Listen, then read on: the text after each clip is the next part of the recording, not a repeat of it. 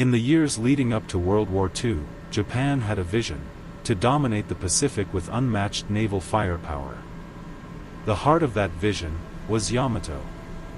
She wasn't just a battleship. She was a floating fortress. Over 860 feet long, displacing 72,000 tons fully loaded, and armed with 18.1-inch guns, the largest naval artillery ever mounted on a warship. No ship in history had been built on this scale. Yamato's armor could absorb direct hits from any Allied shell. Her guns could fire 3,000-pound shells over 25 miles. She was the embodiment of Japanese naval pride, a symbol of imperial strength. But there was a problem. By the time she was completed in 1941, the world had changed. Aircraft carriers had begun to dominate modern naval warfare. And while Yamato was built to fight other ships, the war was moving into the sky. Still, she was too massive, too expensive, and too important to sit idle. So she sailed. For years, Yamato remained mostly in port. Her fuel costs too high, her purpose unclear. But in 1945, with Japan cornered and losing the war, the order came down. Send her out. One final mission. One last charge into the jaws of death. A suicide mission, disguised as glory. It was April 6, 1945.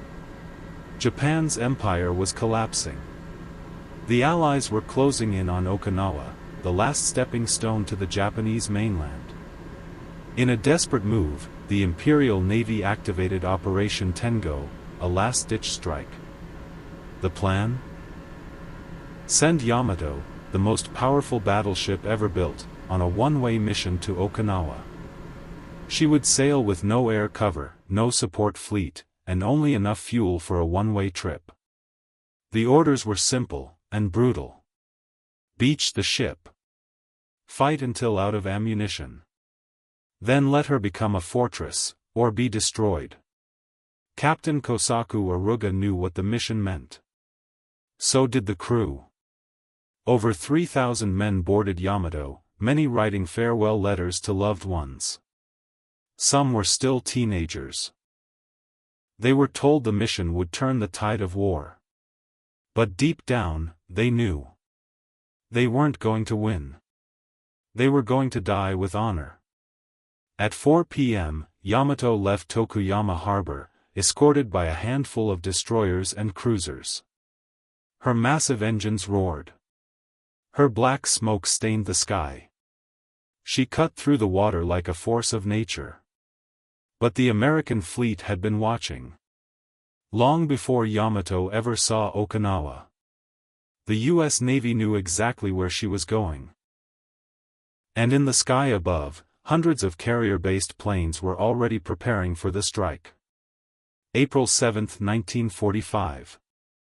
The sea was calm. The sky was not. Just after 10 a.m., American reconnaissance planes spotted Yamato's task force moving south. Within minutes, over 300 carrier-based aircraft were in the air, torpedo bombers, dive bombers, and fighter escorts. They came in waves, relentless, disciplined, and deadly. Yamato's anti-aircraft guns roared to life. Her escort destroyers laid smoke screens.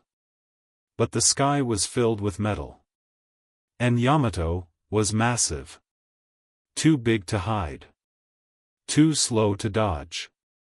The first bomb struck her decks, sending fire and debris into the air.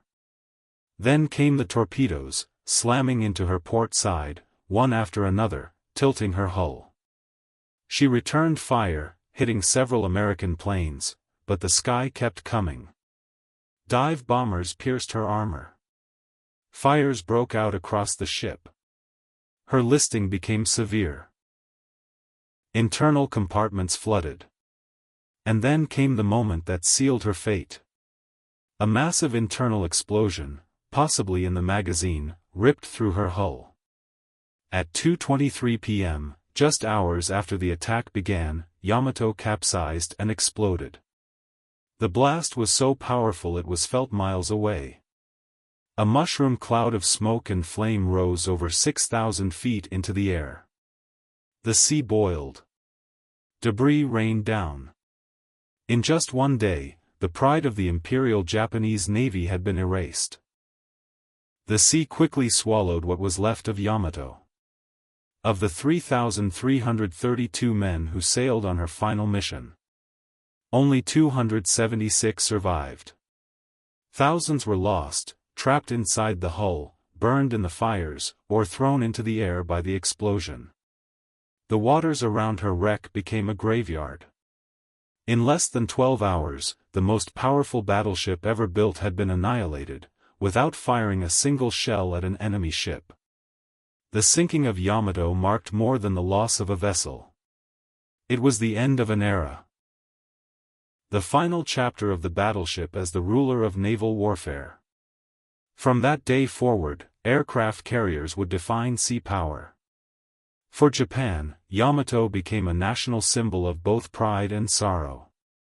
She had represented the empire's strength, and her destruction reflected its collapse. Survivors who returned home spoke of her majesty, and of the horror. Many remained silent for decades. In the decades that followed, Yamato became the subject of countless books, documentaries, and even films. But her final resting place remained a mystery. Until 1985, when a Japanese research team located her wreck, over 1,100 feet below the surface of the East China Sea. She lay in two massive pieces, surrounded by twisted debris and the memories of a lost generation. Her forward gun turrets were still visible, her hull scarred but unmistakable. In the deep, she sleeps. A ghost of steel, swallowed by silence.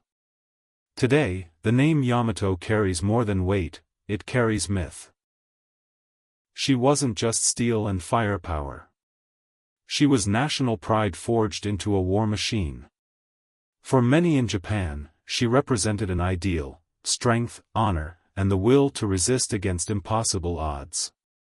For others, she became a haunting symbol of waste, of how even the mightiest ship can be brought down by the changing nature of war. After the war, few survivors spoke of Yamato. Some couldn't. Some wouldn't. But as the years passed, historians and explorers began to search for the wreck. Today, the name Yamato carries more than weight, it carries myth. She wasn't just steel and firepower. She was national pride forged into a war machine.